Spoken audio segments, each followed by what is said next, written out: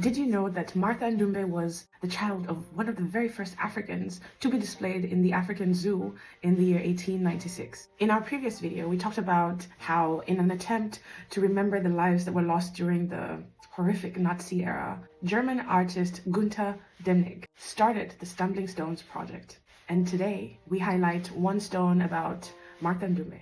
Her dad, Jacob Ndumbe, who was from Cameroon, came into Berlin in the year 1896 as part of the very first German colonial exhibition that portrayed Africans from colonized countries. A heartbreaking display of racial discrimination and colonial power. This was done all for the entertainment of the colonizers. And at the end of this exhibition, Jacob decided to stay in Berlin, and he trained as a blacksmith. And later on, he started a family with a German native from Hamburg called Dorothea Grunwald. They had Martha in July 27th of 1902. And Martha's story, it reflects a painful narrative that is shaped by the historical atrocities of human zoos. When she turned 8, her parents divorced. It is believed that the things that may have led to this divorce were primarily influenced by the Nazi regime's Rasscenchande laws. These laws prohibited marriages between Aryans and non-Aryans, and they initially targeted Jews, but over time they included people of African descent.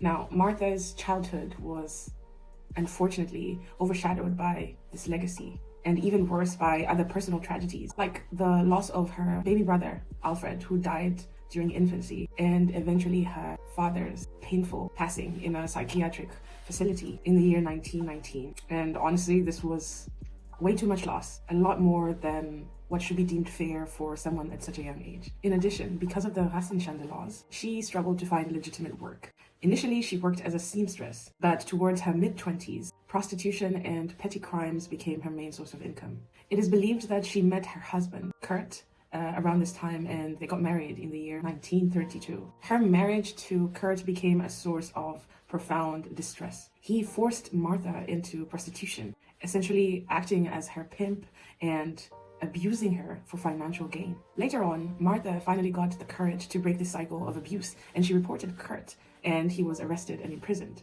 Even though she managed to break this cycle of abuse and was essentially free, her problems did not stop there. Under the Nazi regime, she was labeled as an asocial professional criminal, a term that targeted individuals who were involved in prostitution and petty crimes. Essentially, people who did not conform to the Nazi regime's strict societal norms. This was part of the Nazi strategy to marginalize and prosecute people who did not fit into the description of what they termed as a pure society. Martha ended up facing repeated imprisonment, and she was ultimately sent to Ravensbrück concentration camp in the year 1944, where she tragically passed away in 1945, apparently from tuberculosis. Her mother's efforts to seek justice for Martha's suffering went unrecognized. This left a history of historical injustice, deeply linked to the history of human zoos and the brutality of the Nazi regime.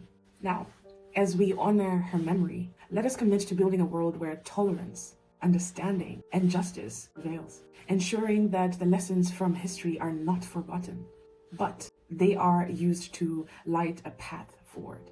Until next time.